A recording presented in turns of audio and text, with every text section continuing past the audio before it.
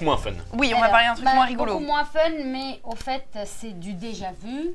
Le Soudan, on entend toujours des coups d'État, on entend toujours de guerres, il y a des guerres, mais là, à présent, la situation est un peu alarmante.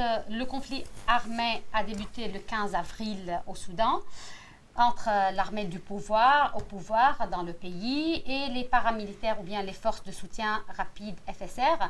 Alors, la presse a surnommé plutôt cette guerre comme guerre des généraux. Alors, les violences, on peut voir la première photo, sont principalement à Khartoum, la capitale du Soudan, et aussi au Darfour dans l'ouest. Voilà, c'est Khartoum, et voilà. Donc, et la deuxième, cette guerre a fait, selon l'Organisation mondiale de la santé, plus de 420 morts et 3700 blessés il y a quelques jours. Des dizaines de milliers de personnes sont parties et se réfugier dans d'autres États du Soudan. Et au Tchad, en Égypte, tous les pays ont commencé, bon, bien sûr, ils ont commencé dimanche dernier à évacuer. Tous les ressortissants diplomates sont partis. Et c'est ce qui est vraiment le point alarmant, parce que comme quoi tout le monde a quitté, à ce moment, on se dit, c'est vraiment grave, parce que normalement, on ne quitte pas immédiatement.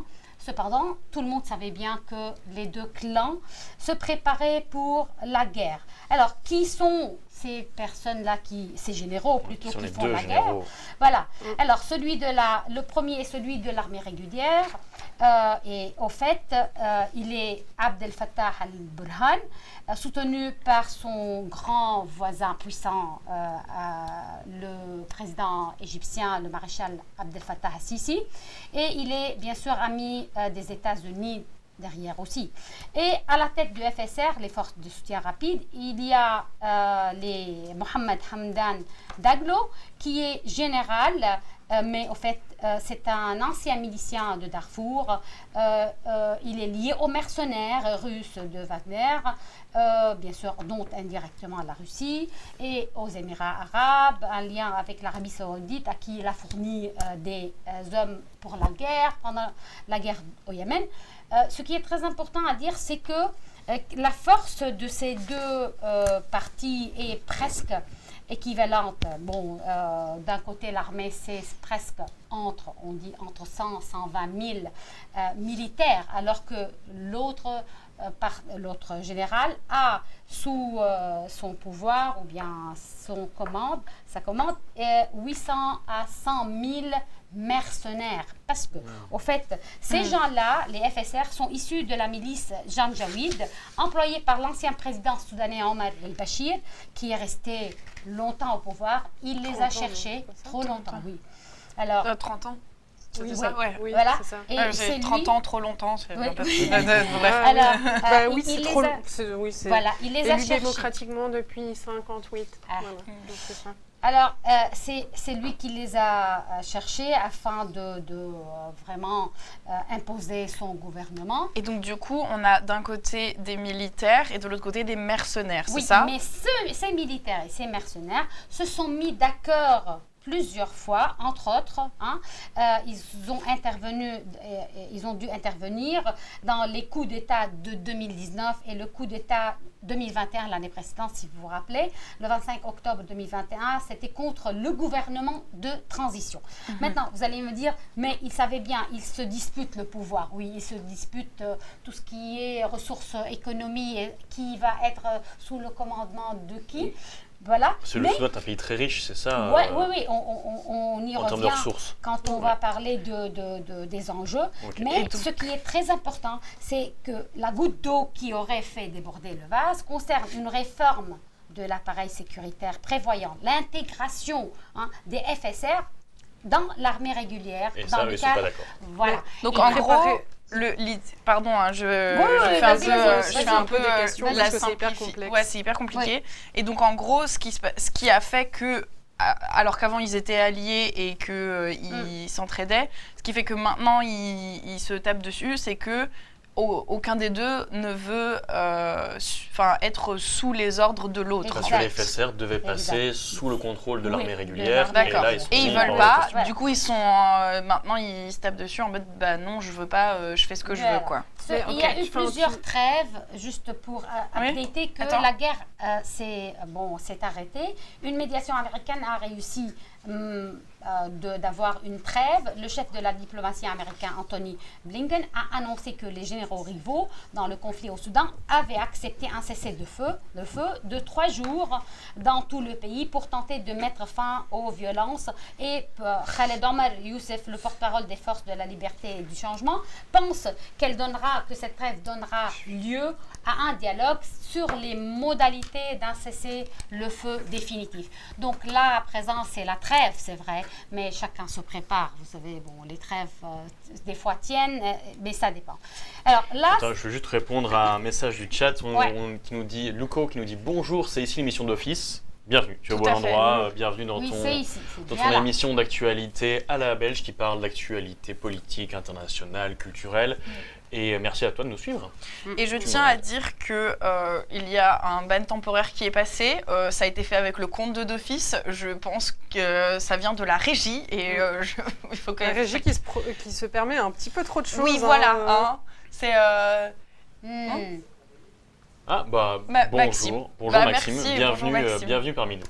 Et donc voilà. Ouais. Bon, alors, les groupes militaires sont déjà partis à la recherche de partenaires étrangers, comme nous le savons. Alors, quels sont les enjeux de cette guerre? Alors, d'abord, on va parler au niveau du continent africain. Si on peut voir la photo.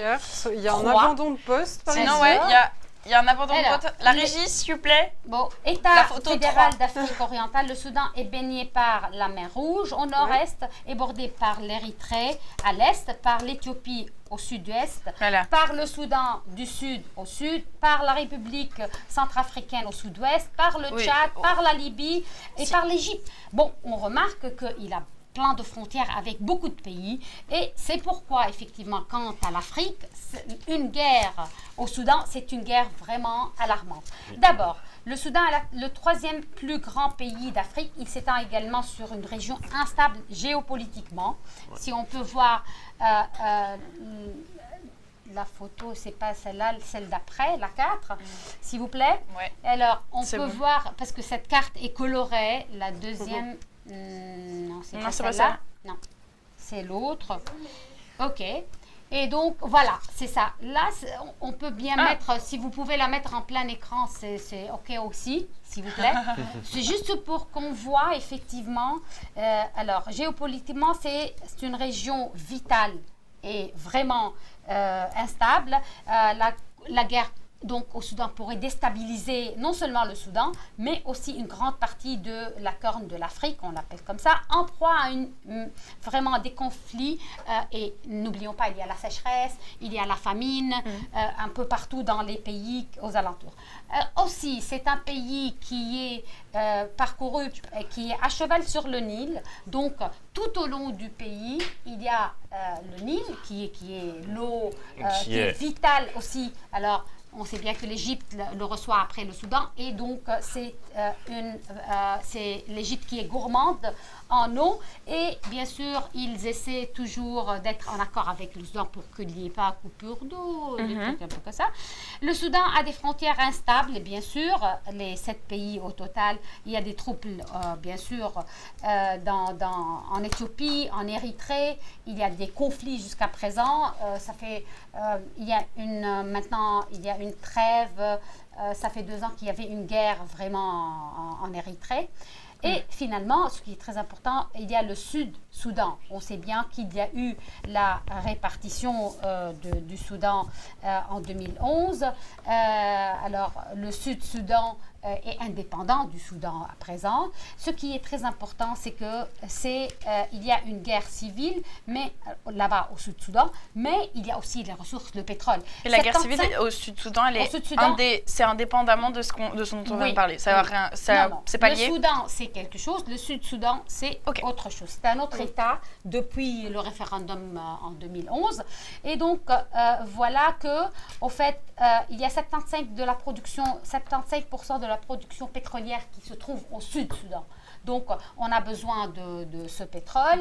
Et il y a encore, jusqu'à présent, il y a des clauses de cette séparation qui a eu lieu, qui ne sont pas résolues encore. Le tracé exact de la frontière, le partage des ressources pétrolières et leurs revenus, etc., etc. Donc, la rivalité entre les deux poids lourds du régime a fini par ruiner les perspectives, bien sûr, du transfert du pouvoir aux civils. Ça, c'était à avoir maintenant. Donc, parce que c'était le but à la base, c'est qu'il y avait une période de transition et il était censé avoir un processus démocratique qui était censé se mettre en place, non? Oui, effectivement, c'était maintenant à transférer le pouvoir aux civils. Et là, avec cette guerre... En fait, moi, j'ai une question depuis tantôt, parce qu'il y a un truc que je n'ai pas compris, parce que tu as dit au début que cette guerre, il l'a préparé déjà, et après tu as dit ouais, c'est ça qui a fait déborder le vase. Mais en fait, ils étaient déjà prêts, ils attendaient déjà prêts. Ils attendaient juste une occasion. Mais à ne pas oublier que c'était en 2021 le coup d'État, en octobre 2021, octobre 2021 jusqu'à maintenant. Il n'y avait pas déjà eu un truc en 2019? Oui, en 2019, il y avait un autre coup d'État. Mais il y avait eu une sorte de zone tampon entre les deux. Oui, je parle du dernier coup d'État auquel les deux ont été, durant lequel ils étaient alliés.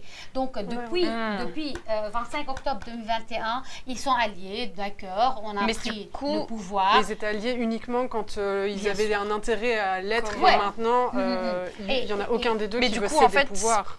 Je pense que c'est ça, ils veulent créer une autre dictature. Ils veulent créer une autre dictature. Ils veulent pas de la démocratie. Dommage vraiment pour les civils qui ont fait un grand effort, franchement, en 2019, le printemps arabe. C'est eux qui jouent à celle sur les frites, pardon. Il y a du favoritisme.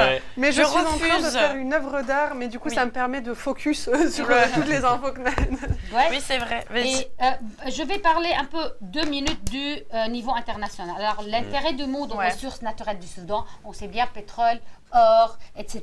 Et le Nil pour la région. Le Nil pour la région. Alors, les intérêts de la Russie dans le pays et la région vont bien au-delà d'être implantés en Afrique. Le littoral austère de l'Est-Soudan donne sur la mer Rouge et on sait bien que Moscou était sur le point de conclure un accord sur la base avec le gouvernement militaire soudanais. Bien sûr, ils veulent s'installer au Soudan et si on leur permet, pourquoi pas. Et n'oublions pas que, au fait, l'Occident est face à la Russie et la Chine. Là, chaque général a ses appuis et ses réseaux internationaux. Bien sûr, parce qu'au Soudan, il y a l'or, c'est l'or contre les armes. Ils achètent des armes de partout, bien entendu. Et à ne pas oublier que ils ont déjà eux-mêmes aussi, ils ont une industrie d'armement.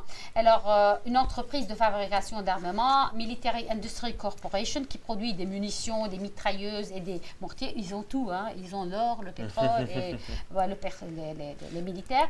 Et là, à présent, on développe l'industrie des drones qui est en évolution au Soudan. Pour finir, les puissances européennes sont soucieuses d'éviter toute instabilité au Soudan, qui est stratégiquement situé. Voilà. Mais... Surtout que, ce que tu disais au début, il y a le groupe Wagner, donc le groupe reconnu comme terroriste par l'Europe, qui utilise l'or qu'ils prennent au Soudan pour financer leur combat en Ukraine.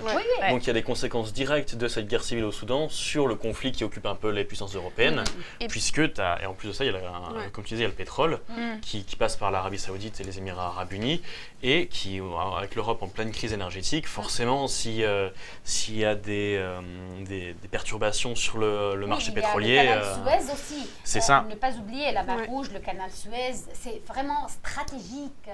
Donc, personne, au fait, ne voudrait que le conflit, voilà. Alors, et concrètement, là, à l'international, est-ce qu'il y a eu des réactions de... là, pour le pape, pour tout le monde... La diplomatie américaine a réagi tout de suite, tout le monde a évacué en avance. Là, moi, j'étais surpris. Ah oui, c'est vrai, il y avait les évacuations, j'en ai entendu parler. En avance. Moi, j'étais surpris de voir, parce que pour me renseigner sur le sujet, j'ai décidé d'acheter le journal du Monde aujourd'hui, et il n'y a même pas d'article sur le Soudan. Il n'y a rien aujourd'hui. Donc en fait, Oh, oui, mine de rien, changé. il y a des implications européennes très fortes, mais pour l'instant, la guerre au Soudan, on va en parler, puis ça va avoir Merci Naëd, en tout cas. Merci Naëd de de t'occuper d'un sujet aussi intense et aussi potentiellement compliqué, quoi.